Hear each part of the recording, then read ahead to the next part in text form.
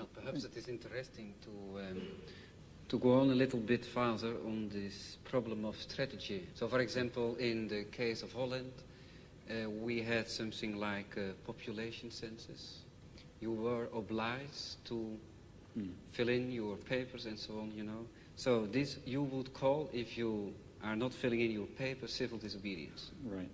Now, I would be a little careful about that because going back to some very important point that Mr. Foucault made, one does not necessarily allow the state to define what is legal. Now, the state has the power to enforce a certain concept of what is legal, but power doesn't imply justice or correctness even. So the state may define something as civil disobedience and may be wrong in doing so. For example, in the United States, the state defines it as civil disobedience to, let's say, derail an ammunition train that's going to Vietnam. And the state is wrong in defining that as civil disobedience because it's legal and proper and should be done. It's proper to carry out actions that will prevent the criminal acts of the state, just as it's proper to violate a traffic ordinance in order to prevent a murder. If I was standing at a street corner and the traffic light were red, let's say I was standing in my car and I drove across the traffic light to prevent somebody from, let's say, machine gunning a group of people, of course that's not violation of law. It's an appropriate and proper action. No sane judge would convict you for such an action. Similarly, a good deal of what the state authorities define as civil disobedience is not really civil disobedience. In fact, it's legal, in fact, obligatory behavior in violation of the commands of the state, which may or may not be legal commands. So one has to be rather careful about calling things illegal, I think. Oui, mais alors là, je voudrais vous poser une question. Quand vous êtes aux États-Unis, lorsque vous faites une action franchement illégale, which I regard as illegal, not just the state. No, when the state's an action state that regards the as illegal. state considers as illegal. Yeah. Est-ce que vous faites cette action parce que vous la trouvez juste en vertu d'une justice idéale, ou bien est-ce que vous la faites parce que la guerre de classe la rend utile et nécessaire? Well, est-ce que vous vous référez à une justice idéale? Again, voilà le problème. Very often, when I do something which the state regards as illegal, I regard it as legal. Yes, because I regard the state as criminal. But in some instances, that's not true. That is, let me be quite concrete about it and move from the area of class war to imperialist war, where the situation is somewhat clearer and easier. Take international law, a very weak instrument, as we know, but nevertheless it incorporates some rather interesting principles. Well, international law, in many respects, is the instrument of the powerful. That is, international law permits much too wide a range of international forceful intervention in support of existing power structures that define themselves as states and against the interests of masses of people who happen to be organized in opposition to states. But, in fact, international law is not solely of that kind. And in fact, there are interesting elements of international law, let's say embedded in the United Nations Charter, which permit, in fact, I believe, require the citizen to act against his own state in ways that the state will falsely regard as criminal.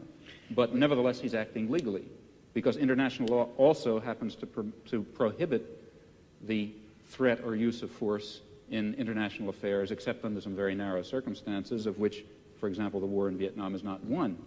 Which means that in the particular case of, let's say, the Vietnam War, the one that interests me most, the American state is acting in a criminal capacity, and people have the right to stop criminals from murdering people. Just because the criminal happens to call your action illegal when you try to stop him, that doesn't mean it is illegal. I mean, a perfectly clear case of that is the present case of the Pentagon Papers in the United States, which I suppose you know about. Reduced to its essentials and forgetting legalisms, what is happening is that the state is trying to prosecute people for exposing its crimes. That's what it amounts to. C'est donc au nom d'une justice plus pure que vous critiquez le fonctionnement de la justice.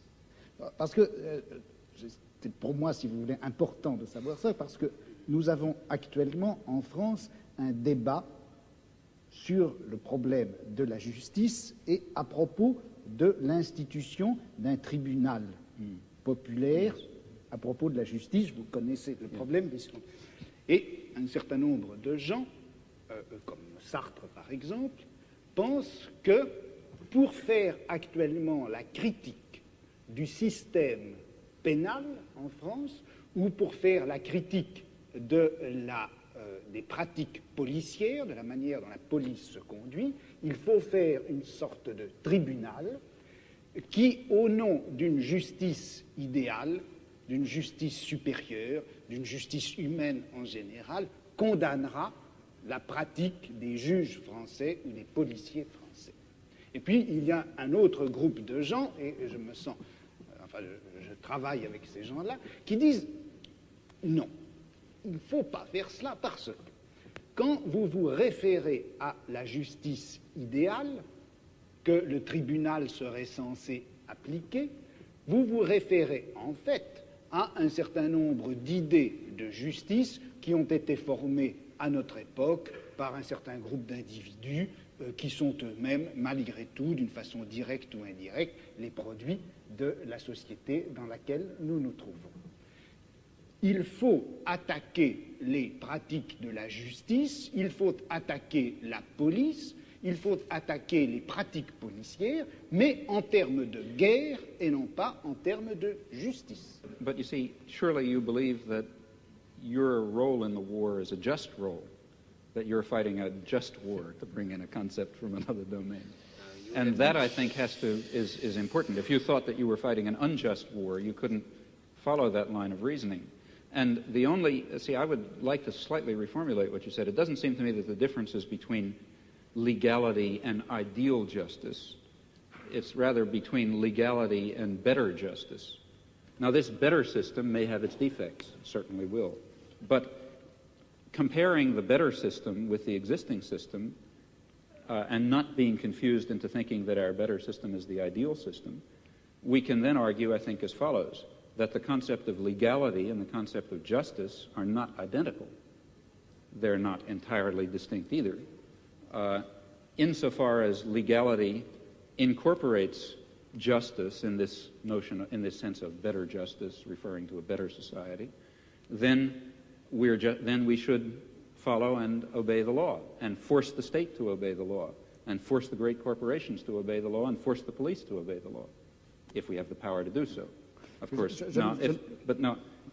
just final, if in those areas where the legal system happens to represent not better justice, but rather the techniques of oppression that have been codified in a particular autocratic system, well, then a reasonable human being should disregard and oppose them, at least in principle. He may not, for some reason, do it in fact. Alors, je voulais simplement